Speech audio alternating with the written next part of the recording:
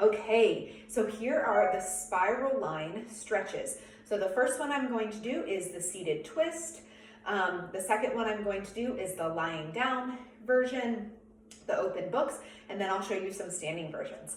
Okay, so seated twist first. What we're gonna do, start with both of your legs out straight. You're gonna take one leg up and then hit that foot on the outside of the opposite leg that is straight. Sit up super tall, both your hands behind you, and then whichever leg is crossed over, you're gonna take your opposite hand, reach it as tall as you can.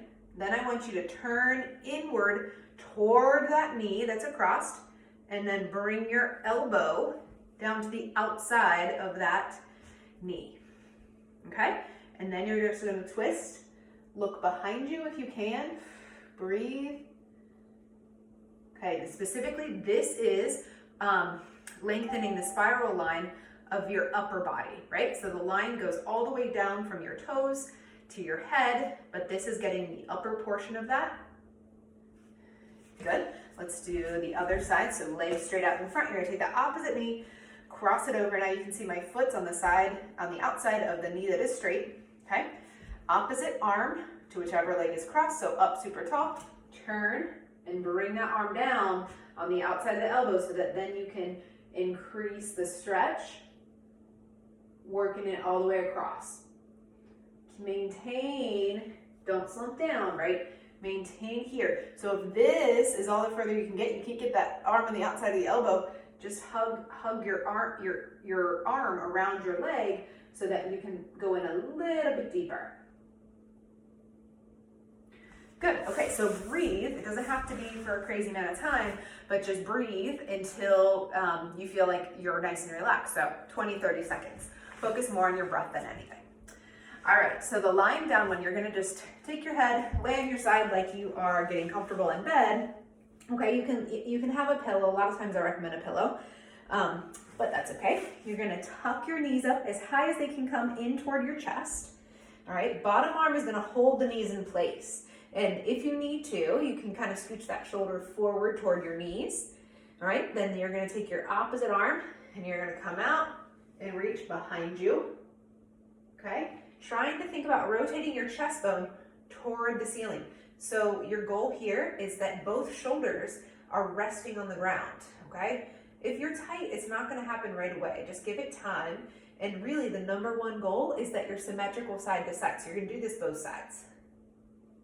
All right, good. So repeat that a couple times. Just feel the stretch, okay? There we go. If you have any shoulder pain whatsoever, just, I always say, chicken wing that top arm in toward you. Don't overstress the shoulder. No need for that. It'll come. All right, so we'll do the opposite. Okay, I'm gonna let you kind of see me from this direction. So curl my knees up. I'm on my opposite side. Bottom arm holds the knees. Take the top arm up and open. All right, so again, before you worry about how close your shoulder is to the ground, I want you to think about symmetry, how right versus left feels. If things feel different, where you feel the stretch, things like that. Don't get too caught up with what is quote unquote normal range. You're just trying to get symmetrical. All right, awesome. Okay, let's move on to some of the standing stretches, which are great because then they're functional, right? Okay, so first what I'm gonna do is the forward fold with rotation. So I've just got a little stool. That's all you need, yoga block, books, whatever, pillow even, okay? Put a little bit bend in my knees because then I'm gonna hinge forward. And the reason I say hinge is because I don't want you to fold, right? Bend the knees, hinge at your hips, keep a flat back here, right? So we can either slump our chest to the ground or we can extend our chest to make a nice flat back. So that's what I want you to feel. Now maintaining that, if you can straighten, go ahead. But if it's still tight, I'm kind of tight today, I'm gonna keep a little bit of bend in my knees. All right, both hands on the stool here.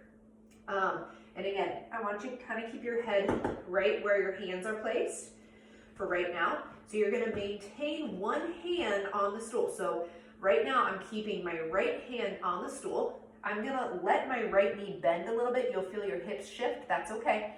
let your right knee bend in toward your elbow, and then take that left hand and open up toward the ceiling. So now I'm trying to make a super strong line from my hand that's on the stool to my hand that's reaching toward the ceiling. And guess what? This left leg starts to straighten as much as I'm able. I feel a super stretch down in that left hip. Couple breaths, stay strong, don't collapse up on that shoulder. And then bring it back down. Okay, so maintain bend in your knees if you have to, but you can kind of check. I'm getting a little bit looser, so I can straighten my knees a little bit more. So now we're taking your left hand, keep that on the support. Let your left knee bend toward your left elbow, and then you're rotating right hand reaching toward the ceiling, and that right hip will kick back a little bit. You can straighten your right leg if it feels comfortable.